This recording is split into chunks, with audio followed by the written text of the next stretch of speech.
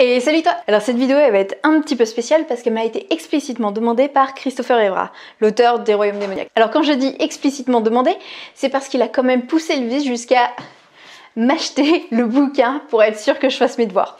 Donc merci Cricri, maintenant j'ai la pression, il va falloir que je fasse une vidéo qui est à la hauteur. Au passage, tu peux découvrir du coup Christopher Evra et puis les Royaumes démoniaques. Il est en ce moment en fait en campagne Ulule, il reste plus que quelques jours d'ailleurs pour y participer. Je te mets tous les liens en barre d'infos. Si t'aimes la dark fantasy, je te dis fonce. J'avais même fait une chronique justement sur le premier tome, pareil. Tu peux retrouver la chronique en barre d'infos. Voilà, t'auras toutes les infos.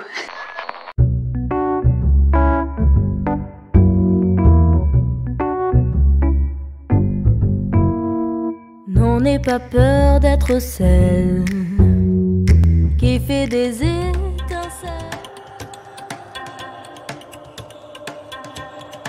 Alors, à la base de la base de la base, cette histoire, elle tenait en 30 petites pages. Genre, ouais, 30 pages. Ça a un petit peu évolué depuis. En fait, c'était une petite nouvelle sans prétention qu'avait écrit Anne Rice. Et en fait, carrément, c'est pas son premier roman. Elle avait déjà écrit un autre roman qui parlait de sexualité masculine et plus particulièrement en fait d'un homme prostitué. Et ce roman, selon elle, d'après ce qu'elle a dit dans quelques interviews, il n'était pas folichon. Cette nouvelle, elle va décider du coup de la réécrire et on va passer en 5 semaines d'une petite nouvelle de 30 pages au pavé qu'on connaît aujourd'hui. Enfin, à peu près, parce qu'il y a eu quelques modifications entre temps. Mais clairement, c'est pas du tout le rythme de croisière que j'ai personnellement en tant qu'auteur. Donc, Anne Rice, GG. Alors je sais pas si c'est de la coke ou pas qu'elle prenait quand elle était en train de réécrire ça, mais en tout cas c'était de la bonne. Ce qu'il faut savoir en fait, c'est que c'est un bouquin qui frise l'auto-analyse et la confession. Je t'explique pourquoi. En fait, Anne Rice s'est inspirée de pas mal de faits de sa vie en fait pour écrire Entretien avec un vampire. Alors non, Annie ne partait pas la nuit pour sucer le sang des personnes, ça c'est bien de la fiction cette partie-là. Mais par contre, au niveau des personnages, en fait, tu vas retrouver pas mal de membres de sa famille. On va prendre l'exemple de Claudia, en fait, la petite fille qu'il y a dans Entretien avec un vampire. C'est tout simplement la fille d'Anne Rice qui est décédée à l'âge de 6 ans d'une leucémie. Donc en gros, c'est un petit peu l'image de la petite fille qui restera à jamais une enfant. Pour le personnage de Lestat, là, carrément, elle s'est inspirée à la fois de son caractère à elle et puis du caractère de son mari. Bon, une fois qu'elle a réécrit tout ça, elle a décidé d'envoyer le torchon à plusieurs agents et s'en est suivi une vague, que dis-je, une rafale de refus et de conseils aussi toujours plus pertinents les uns que les autres. Franchement, tu n'es pas prêt.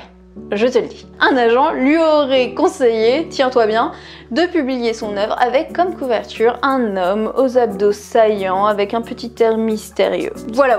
Dans la première version du bouquin, on a une fin qui n'est pas du tout celle qu'on connaît aujourd'hui. En fait, Annie était partie à la base sur une fin assez happy end en fait. C'est-à-dire que tout le petit beau monde se réunissait à Paris pour aller croquer un croissant ensemble.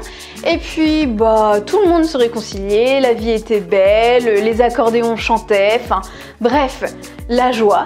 Et puis, tout simplement, Lestat et Louis vivaient leur homoparentalité en toute sérénité. C'est une blague pour l'homoparentalité, calme-toi. Après plusieurs refus, Annie va carrément abandonner l'idée de sortir son bouquin. Elle va se dire que c'est fini pour elle, tout simplement. Mais, il se trouve qu'un des agents à qui elle l'avait envoyé a contacté une maison d'édition derrière son dos et a signé un petit contrat quoi. Alors Annie n'est pas vraiment rancunière parce qu'elle va dire en interview carrément qu'elle était assez contente que cet agent ait fait ça. Alors en 2010, on comptait 8 millions d'exemplaires vendus, donc tu m'étonnes qu'elle n'est pas rancunière. C'est donc en 1976 que sort le roman. Et là, qu'on aime ou qu'on n'aime pas, il faut dire que c'est assez original pour l'époque en fait. Puisque avant Entretien avec un vampire, les vampires c'était plutôt Dracula, Nosferatu. Donc c'est-à-dire une créature très mystérieuse, très sombre, très dark. En gros, c'était le mal incarné. Mais là, Anne Rice en fait, elle va montrer le vampire comme étant un être sensible, un être romantique, un être qui a une sensibilité artistique un petit peu, qui est un homme comme un autre. Merde. Anne Rice est à l'origine de Twilight. Elle vient en fait vraiment casser les codes qu'on connaissait. Donc par exemple, le vampire ne va pas mourir à cause d'un pieu, d'une croix ou de l'ail, comme dans Twilight. Il peut boire du sang animal. Toujours comme dans Twilight. Il ne se transforme pas en chauve-souris, mais par contre il peut lire dans les pensées des humains, comme dans Twilight. Il se déplace vite. Twilight. Et il peut avoir des qualités artistiques. Twilight. Merde, elle est vraiment à l'origine de Twilight. J'ai une petite anecdote assez drôle sur le roman. En fait, le prénom Lestat, c'est un prénom qu'elle a inventé sans faire exprès. Je t'explique. Ce qui s'est passé, c'est qu'elle voulait en fait un vieux prénom qui était d'origine de Louisiane. Et en fait, en écrivant les Stan, elle s'est trompée. Et puis, en fait, elle a interverti une lettre et Lestan est devenu Lestat. Et le petit fun fact, c'est que donc du coup, Lestat n'existait pas avant Entretien avec un vampire. Mais il se trouve que le bouquin a connu un si grand succès que les gens se sont mis à appeler leur chien Lestat. Et de fil en aiguille, ils se sont mis carrément à donner ce prénom-là à leurs enfants. À la sortie du bouquin, les droits sont rachetés par Paramount qui n'en fait absolument rien pendant 10 ans. Au bout de 10 ans, forcément, les droits sont périmés, on va dire ça comme ça, et du coup c'est quelqu'un d'autre qui va racheter ça. Lorimar Production va donc racheter les droits qui avaient expiré, et puis finalement l'entreprise va être elle-même rachetée par Warner Bros. En gros, t'as carrément l'impression que les mecs ils sont en train de se refiler la patate chaude comme ça tout le temps quoi. Bref, en 1994, donc presque 20 ans après la sortie du bouquin, ils vont enfin décider de pondre un film. Et là, les emmerdes commencent. Déjà, rien que niveau scénario, en fait. Tu vas avoir une plâtrée de mecs qui vont venir les uns après les autres pour essayer de pondre quelque chose, pour qu'au final, on refile le bébé à Anne Rice. Les gars, si c'est pour finir par choisir l'auteur du bouquin pour écrire le scénar, il n'y avait pas besoin de faire tout ce soin-toin. Alors ce qu'il faut savoir aussi, c'est que dans une des versions qui avait été écrite du scénar, Louis devait être une femme. Donc du coup, pour tous ceux qui gueulent parce que le Doctor Who est une femme ou qu'il y a un casting de Ghostbusters 100% féminin, sache que ça ne date pas d'hier. Les acteurs aussi, ce qu'il faut savoir en fait, c'est que le casting, à la base, c'était pas du tout celui-là.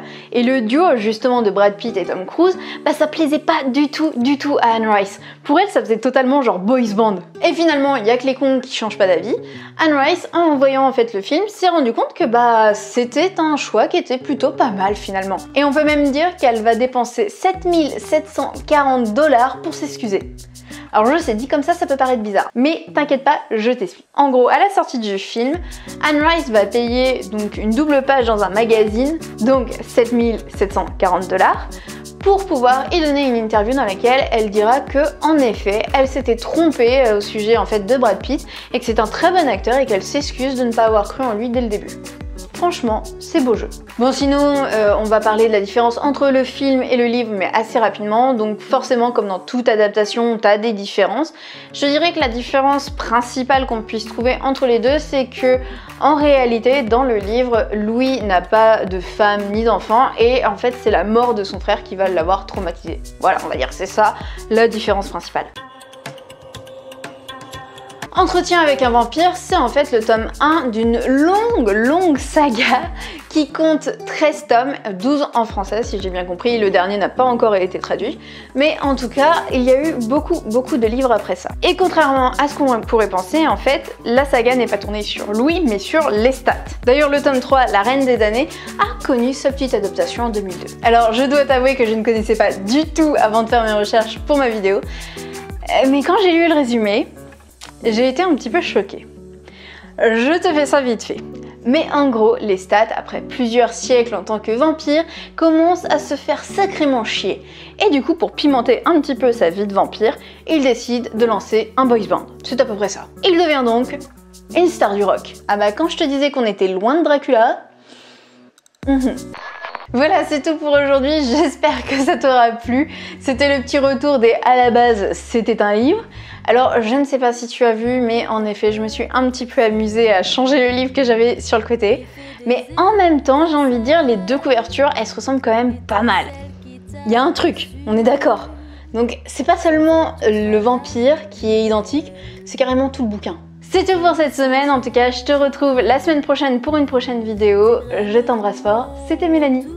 Du coup, à mon tour de taille, je tourne la tête à tout ce qui s'en mêle.